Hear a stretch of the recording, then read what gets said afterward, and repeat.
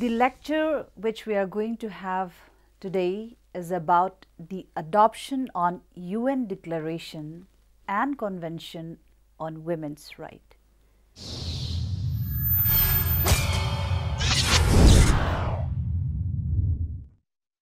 The Global Treaty on the Rights of Women, officially known as the Convention on the Elimination of All Forms of Discrimination Against Women, that is CEDAW, is a pragmatic international agreement addressing the rights of women and girls.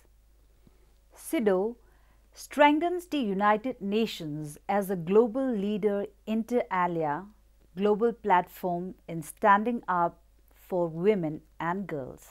In countries that have ratified CEDAW, women have partnered with their governments to improve the status of women and girls. And as a result, they have also changed laws and policies to create greater safety and opportunity for women and their families. CEDAW can make a difference for women and girls, specifically to reduce sex trafficking and domestic violence, provide access to education and vocational training, ensure the right to vote, and forced marriage and child marriage, help mothers and families by providing access to maternal health care, and to ensure the right to work and own a business without discrimination. Such global treaty was adopted by the UN General Assembly on December 18, 1979. So far, 186 nations have ratified CEDAW.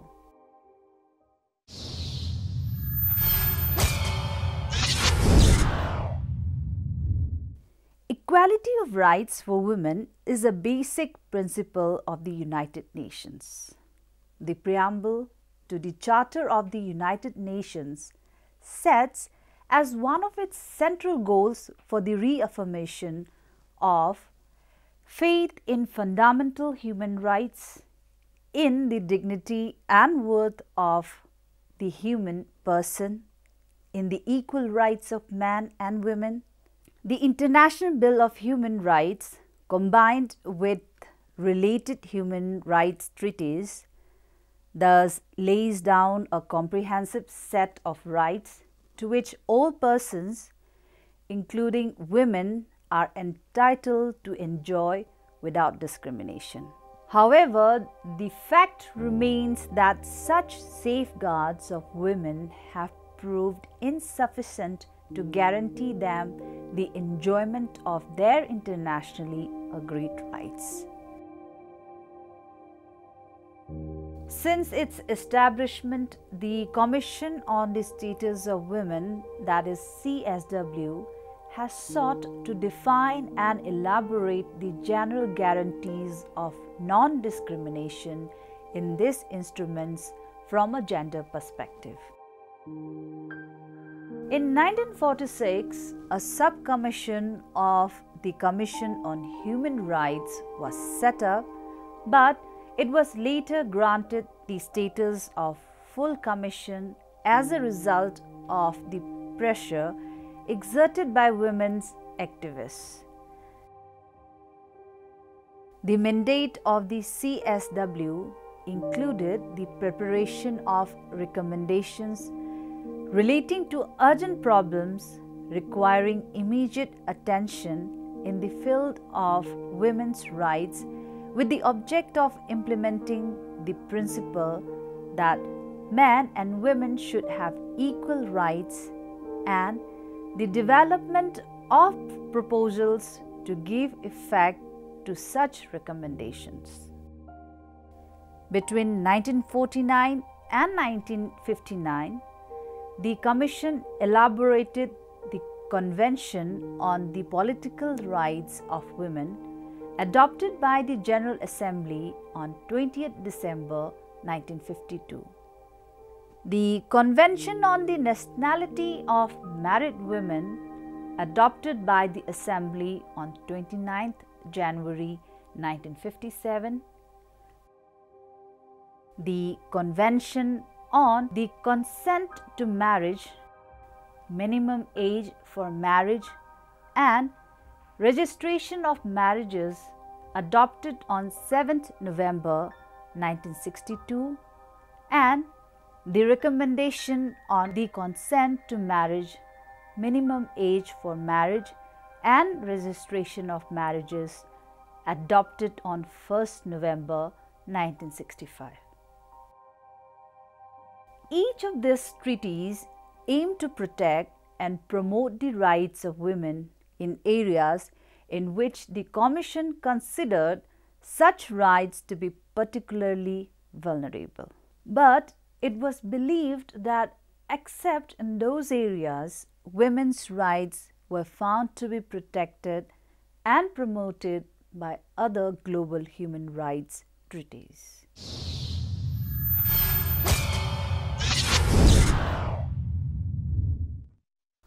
Although global instruments are found to be reflected, the growing effort of the UN system with regard to the protection and promotion of women's rights, the approaches so far made in this regard have not been fully realized, and they have failed to deal with discrimination against women in a comprehensive way. As such, there was concern issue for the UN to find out a comprehensive means to deal with such issues. Thus, the General Assembly on 5th December 1963 adopted its Resolution 1921, in which it requested the Economic and Social Council to invite the CSW to prepare a draft declaration that would combine in a single instrument that could provide a global standard articulating the equal rights of men and women. This process was supported throughout by women activists within and outside the UN system. Drafting of the declaration by a committee selected from within the CSW began in 1965, and the Declaration on the Elimination of Discrimination against Women was ultimately adopted by the General Assembly on 7th November 1967. Although the declaration amounted only to a statement of moral and political intent, without the contractual force of a treaty, it was found very much significant in some areas.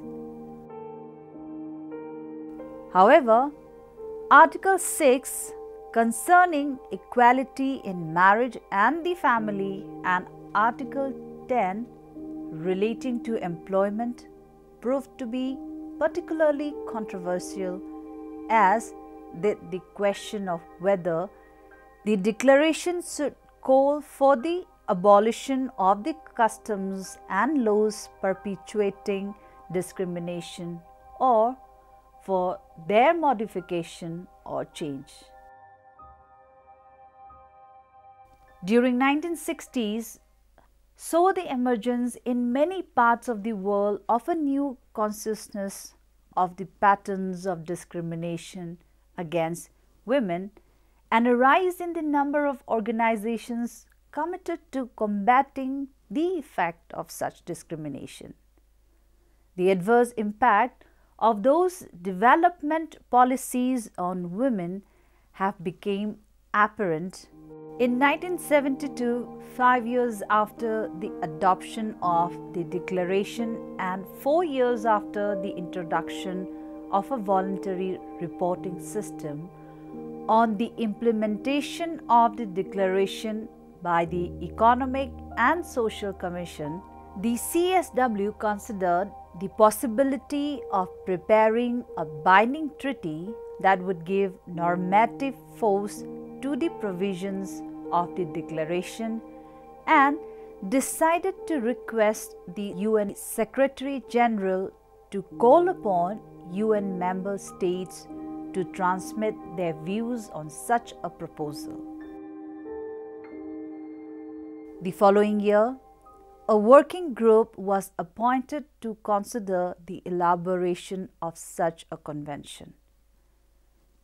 In 1974, at its 25th session, and in the light of the report of this working group, the Commission decided, in principle, to prepare a single, comprehensive and internationally binding instrument to eliminate discrimination against women.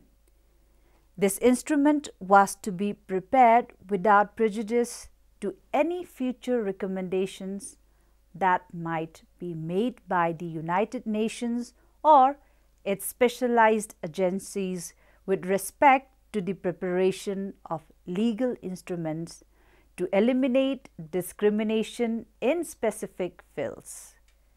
The text of the Convention on the Elimination of All Forms of Discrimination Against Women was prepared by working groups within the Commission during 1976 and extensive deliberation by a working group of the Third Committee of the General Assembly from 1977 to 1979. Drafting work within the Commission was encouraged by the World Plan of Action for the implementation of the objectives of the International Women's Year, adopted by the World Conference of the International Women's Year held in Mexico City in 1975, which called for adoption of a convention on the elimination of discrimination against women with effective procedures for its implementation. The said work was also encouraged by the General Assembly, which had urged the Commission on the Status of Women to finish its work by 1976, so that the convention would be completed in time for the 1980 Copenhagen Mid-Decade Review Conference, that is World Conference on the United Nations Decade for Women, Equality, Development and Peace. Although suggestions were made to delay completion of the text for another year, the Convention on the Elimination of All Forms of Discrimination Against Women was adopted by the General Assembly in 1979 by votes of 130 to none, with 10 abstentions.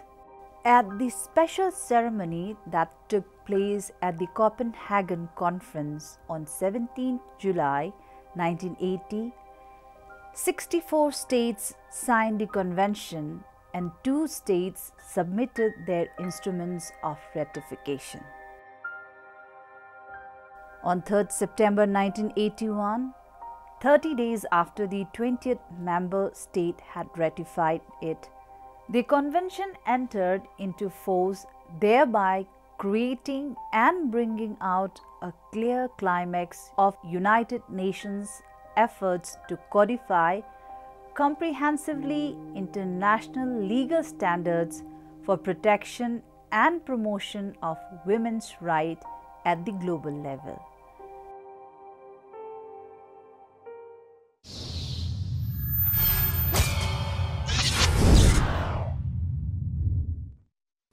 CEDAW is composed of a preamble and 30 articles. In the preamble, it acknowledges that extensive discrimination against women continues to exist and emphasizes that such discrimination violates the principles of equality of rights and respect for human dignity. This treaty is aimed at the elimination of discrimination against women for the purposes of guaranteeing them the exercise and enjoyment of human rights and fundamental freedoms on a basis of equality with men. In Article 1, Discrimination is defined as any distinction, exclusion, or restriction made on the basis of sex, which impairs the enjoyment by women of human rights and fundamental freedoms in political, economic, social, cultural, civil, or any other field. Unintentional as well as intentional discrimination is prohibited. Private as well as public actions are regulated. Other areas are also covered. Exploitation of prostitution is prohibited in Article 6. Article 7 establishes women's right to vote and to hold public office on a basis of equality with men. Article 9 gives women equal rights in conferring their own nationality on their children. The importance of education is underlined in Article 10 with details measures to be taken in the area of education. Article 11 prohibits employment discrimination on grounds of sex, and it addresses employment issues relating to pregnancy and maternity. The particular problems of rural women and rights specific to their advancement are outlined in Article 14.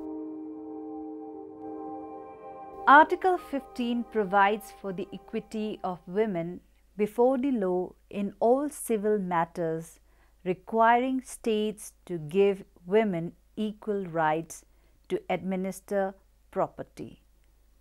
Finally, under Article 16, state parties are required to take all appropriate measures to eliminate discrimination against women in all matters relating to marriage and family relations. The remainder of the 30 articles of the Convention are concerned with the enforcement mechanisms and details of ratification, accession, designated depositary, and arbitration of disputes between states parties concerning implementation of the Convention. In addition, the optional protocol to CEDAW has also been adopted by the UN.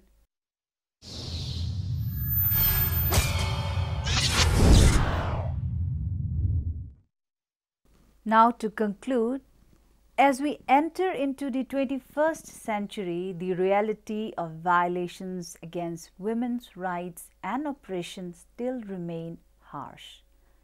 Many developed and developing nations have constantly violated women's rights both at the domestic and international level. Parallel to this, an international tolerance of discrimination against women has been persistent. Many nations are able to turn a blind eye to such violations by successfully putting forward the sovereignty argument, which effectively excludes criticisms from outside. An international common effort is called for to introduce positive changes advancing women's rights. The CEDAW and its optional protocol are merely a soft international law relying on political pressure rather than legal force, and we still have a long way to go to change the deeply rooted attitude in our male-dominated society and to achieve actual equality with men. The progress is slow but certain. We need global solidarity and support for our local struggles, which involve not only national endeavors but also international efforts.